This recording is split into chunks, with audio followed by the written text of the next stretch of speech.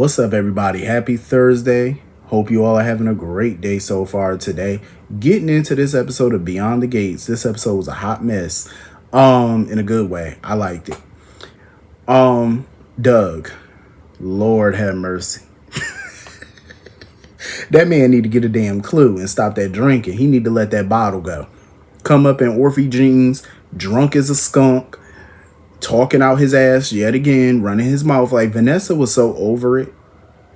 She was so sick and tired of him. Then he had the audacity to talk as if he got fired from his job. Like, bro, you quit. Talking about, oh, well, what else am I supposed to do? I don't work at the hospital anymore. That was by choice, fool. You chose to leave. You could still be at work.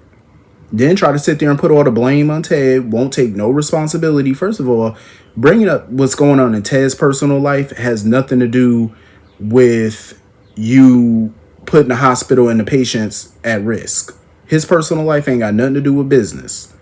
Nothing. So throwing his personal stuff in his face and bringing it up to your wife, that's corny. And that's, Doug's attempt to avoid taking responsibility yet again for his own actions. Like, he was the one making big mistakes at the hospital that could have got that hospital sued. Patients could have died because of him, which would have caused an even bigger problem. You know what I mean? He needs to take ownership of it and shut the hell up, because I'm getting tired of him whining, throwing himself a little drunken pity party. And then want to sit there and chastise Vanessa for dealing with Joey Armstrong. Like, first of all, she's only dealing with that man because of you. You put all of this in motion with your damn gambling and getting into debt with that man. She had to do what she had to do. Now you trying to tell her she need to get out of that? It ain't gonna happen. How is she supposed to get out of it? Oh, you need to get out of it for you go to prison with him, you go down with him. Okay, how would she get out of it? Then he's suggesting that she give him the real estate business or sell it to him or whatever. Hell no. What are you, crazy? She not giving that business up. She obviously loves what she does. Like, she's in between a rock and a hard place. But that's their own fault, though, because I feel like not only just Doug, but Vanessa, too, they underestimated Joey and they overestimated themselves. They really thought they had Joey where they wanted him. They could control him. And look what happened. Joey has shown them, like, you're not in control. You're not the badasses that you thought you were. And I said this from the beginning. I said this was going to come back and bite them in the ass and Joey was going to get him hell. Look what's happening. Look what's happening. And Doug really thought that he had control over Joey. Oh, I could go public with this. If you go public with it, stupid. If Joey goes down, your wife goes down, and essentially you go down too, because you're a damn co-conspirator of the shit. You know about it. Like, he's so stupid. I'm like, Doug, think. You go public with this is bad for all of y'all. It's not just bad for Joey. It's bad for y'all too. And he saw how dangerous and bad Joey is, because Vanessa wiped that smug look right off of Doug's face when she said, oh, Joey had your car bugged. That smile went right off of his face, because now he see. Now he see just how lethal Joey can be without even putting a hand on him. He can get to you anywhere, anytime, in any capacity. Like, I'm looking at Doug like, sir, do you see the mess that you got y'all in? That both of y'all got yourselves in, thinking that y'all were so damn bad? Look at you. Look at you. So now he ain't got no choice but to keep his mouth shut. And he better be glad that Vanessa did warn him about the bug being in his car. And he was so surprised that she did. I'm like, why are you surprised? Just because y'all having marital problems, that does not mean that she doesn't care about you. She still does. She doesn't want to see anything happen to him. He's still the father of her kids, like he mentioned. She's the mother of his children. He doesn't want to see her carted off to prison, even though he would be going too, because I don't know why you think he's so safe.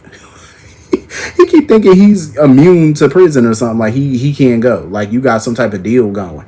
Like, sir, you would have to get a DA to make a deal with you in order for you not to go to prison. Like, Doug is so stupid. I'm like, bro, think. Stop the nonsense and think. But him and Vanessa need to find a way to get up out of this and do it quickly, because this is not going to end. It's just not going to end well. Like, it is not going to end well for none of them. Joey, he's smart enough to evade arrest. You know what I mean? Like, he could pin the whole thing on Vanessa if he wanted to, throw her under the bus. Like, they better come up with a plan and come up with a plan quickly. Do it swift. I'm just saying, come up with something now. So anyway, moving on from that. So Elon went to go see Joey about the whole situation about the killing in the park and how, Joey orchestrated that or whatever. I mean, at the end of the day, everybody who played a part in this cover up, they're just doing what they got to do to keep the cover going. You know what I'm saying? If you got to take a motherfucker out, take them out. You know me. I ain't going to sit here and shed no tear over no racist bastard. I'm not going to do it. So I applaud everybody in this story. I sure do. They took care of the garbage. We ain't got no place for racists. You know what I mean? Like, they did what the hell they had to do. Good for them. But here come Jacob. Because Elon made it abundantly clear. After this whole debacle, him and Joey, they gonna part ways. They not gonna do no type of business together after this. Here come Jacob coming up in there. Think he done found the smoking gun because he see his father shaking hands with the neighborhood gangster. And I can understand where Jacob coming from, because it would be sus to see a chief of police shaking hands with a known criminal. I get it. You know what I'm saying? But you don't know the context. You don't know the facts. And Jacob thinks he does. You know what I mean? Now you want to call your daddy a crooked cop. Elon wasn't standing for it. Elon know Jacob don't know the whole story. But Elon was trying to show Jacob everything is not so black and white. Because, Jacob likes to be Mr. Law and Order. He wants to be, Mr. By the Book. And Elon had to bring his ass back down to earth real quick. He was like, you ain't so by the book as you think you are. He was like, so why you didn't arrest Nicole for choking Leslie? Oh, insufficient evidence. There was no insufficient evidence. There was evidence. There was witnesses there who saw Nicole choke that girl. Ted included, even though Ted wouldn't have testified because, they got spousal privilege, so Ted wouldn't have to testify. But there was plenty of people in that diner that would have. But Jacob decided to let it go and not pursue it. Even though the situations are a little different, at the same time, you still are not as by the book as you try to claim you are. You still let that slide. You still protected the Duprees. You know what I mean? So you're not that by the book. And you do things based off of, your wife asking you to do it. And, you not wanting to be on the family's bad side. And not wanting to piss off your wife, which is understandable. But that's what Jacob needs to understand. Like, everything's not black and white. There is gray. He could be Mr. Black and White if he want to. And see everything that way. But if you are going to be Mr. Law and Order, that means you got to lock up everybody. Including your in-laws. You know what I mean? If you're going to be totally by the book, you can't let stuff slide. And that's just what it is. But, Elon was trying to put Jacob in his place. But see, this is my thing. I just wish that they would just tell Jacob the whole truth about what happened. I know they don't want to do that because, one, I don't think they want to put him in that position. But also, it's like he is Mr. By the Book. You know what I'm saying? He's that type of dude. If he hear the whole story, he still might arrest everybody involved in it. And I get it. They don't want to risk that. But I would just tell them. You know what I mean? Because at the end of the day, they were all wrong for lying and covering it up. But I can't be mad at them at this point. I can't shed no tears over two dudes who are racist as fuck. And, messing with people because of the color of their skin who weren't even bothering them. You know what I mean? So I can't be mad at none of them for what they did. They did what they had to do and they continue to do what they had to do. So, Jacob just need to learn how to let some things go. You know what I mean? Because you keep poking around trying to open up Pandora's box. You need to leave that box closed, sir. I'm just saying. And Daddy Elon wasn't playing. He had to put him down to earth. He was like, I'm going to have your ass under desk assignment in a minute. He was like, let it go. He said, the case is closed. Let it go. So anyway, moving on from that, Vanessa had to come see Joey to let him know, like, she neutralized Doug or whatever. He not going to be a problem. It's quite obvious that, Joey's going to keep tabs on Doug. Because even if Vanessa say it's under control, he not going to trust her word alone. You know what I'm saying? He always probably going to have some type of eyes on it. But it was so funny how Doug was asking Vanessa what kind of music Joey don't like so he could blast that shit. So, because now he got to be careful about the stuff that he's saying in that car now. Because he can't take the bug out the car. Because if he do that, now, Joey is going to know that Vanessa warned him about it, and it's going to create a whole new litany of problems. So anyway, moving on from that damn Haley. So she claims she having so much pain and she bleeding, all this blood loss, but she don't want Danny to take her to the hospital. She don't want Danny to call for an ambulance. Oh, because it's going to take too long, but I don't want you to take me. I don't give a damn who I'm beefing with. If I'm bleeding to death, like legit bleeding to death, I don't care if the devil take me to the hospital as long as I get there. I could put my animosity to, for you to the side. But not Haley. Haley wanted a complete stranger to take her to the hospital. And that stranger turned out to be Randy, but he sat in Danny's face lying, talking about his name was Sammy. And Danny recognized him. Well, she thought she recognized him because she was like, oh, you look familiar. And I believe the first time Danny saw him was at the casino. Because I believe when her and Pamela was there that night, Randy was there. And I think that's where she remembered him from. So Randy took her to the hospital, whatever, came back talking about something. Oh, he just came to get her purse and her phone. And Haley had instructions to not let Danny come to the hospital or around her and her baby. He felt like it'd be best because it might stress her out or whatever. I'm starting to believe that Randy know Haley. I think he's in cahoots with her. Something tell me they may know each other. Because when she going through what she going through, you just so happen to pop your ass up.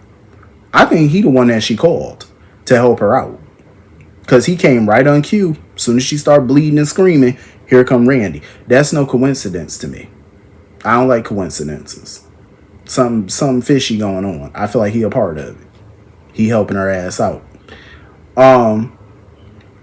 Then on top of that, Danny getting a text from Andre. He need to see her. So now not only is she dealing with this mess, she got to deal with Andre trying to break up with her and basically let her know he about to go be with Ashley or whatever. So now she got to deal with that foolishness. And she had to call Bill to let him know about what's going on. I really hope Danny don't get blamed for this. I really hope Bill don't come at her with no nonsense trying to blame her for the miscarriage, for the fake miscarriage. Because this heifer supposedly was bleeding so much and had a miscarriage that she's right back at home 5 minutes later in some silk PJs on the couch with her tablet in her face. Don't look distraught, no mascara running, no nothing. Just look as okay as she want to be. A little sly smirk on her face. I said, this heifer. This is a heifer. And Naomi came up in there to ask her the question. She was like, so why you didn't want to get an ultrasound?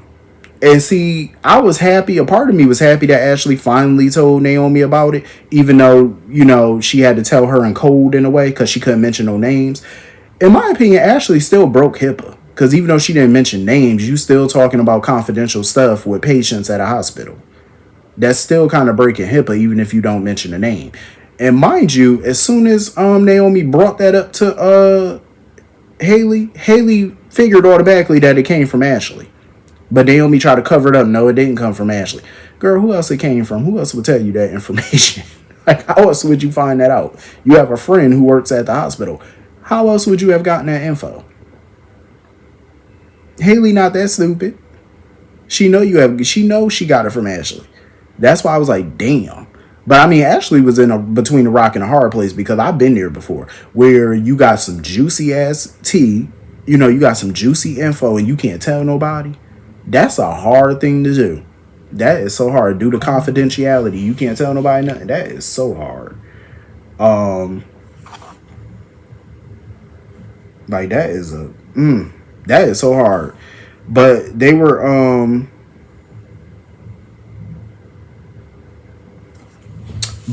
pretty much trying to figure out like why Haley would fake a pregnancy, because even Ashley told Naomi that Danny didn't believe she was pregnant either, but they trying to figure out like what would be the point of faking. And Naomi brought up a valid point because Haley has the ring. She's married to Bill. She's living a luxurious lifestyle. She got access to credit cards, unlimited. So it's like, why would she fake that? I think too it's because maybe Haley thinks that Bill might leave her one day for Danny, because he has been all up on Danny lately. Like, they have been around each other a lot more lately. And they've been on pretty cool terms. So I think she was feeling threatened by that, because Bill can't leave the Duprees alone, and she's worried. They haven't been married all that long. So if he decided to divorce her, she legally wouldn't be entitled to anything. Probably much of nothing. So maybe if she get pregnant or something like that, fake having a baby, how would she produce that child? I don't know. Fake adoption or something and try to pass the baby off as theirs. I don't know. But either way, maybe a baby would solidify, their marriage. Like, it'd keep Bill around longer, or it would help her financially. If he did leave her, he would have to still pay her. You know what I'm saying? Child support, all that. I don't know. But either way, she got a game. She running a game. She running calm. She definitely is. Now you want to sit on that couch telling Bill, oh, I lost the baby. Bill need to think, and Naomi need to think, what hospital would let her go home 5 minutes after losing a baby? What hospital? Nobody letting her go home. She would have stayed overnight for observation. Because maybe they would have been worried about hemorrhaging or anything like that, because she has significant blood loss. There's no way in hell they would have released her in that amount of time, that quick amount of time. Absolutely not. No. I'm going to need Bill and Naomi to put their thinking cap on. I'm going to need them to. So anyway, Doug done went and bought a brand new phone. He trying to call Randy. It's so funny how he know Randy number by heart, unless he got his numbers transferred to the new phone. But Randy ass sitting at Orphy Jeans, and I agree with Doug. I think it was very stupid of Randy to still be in Fairmont Crest. I feel like that's the dumbest thing he could did. Like, why are you still in that damn town? Knowing that Joey spared your life for a moment, why would you still be there? Like, I thought the man hopped on a plane and went the hell away somewhere when Vanessa and Doug saved his ass. I thought he hopped up out of there. But for him to still be there, that's not bright. Like, I'm just saying, like, that don't seem smart to me. So he might want to get on up out of there. But that's pretty much the whole episode. Hit the comment section, let me know what you all thought, and I will see you all later. Peace.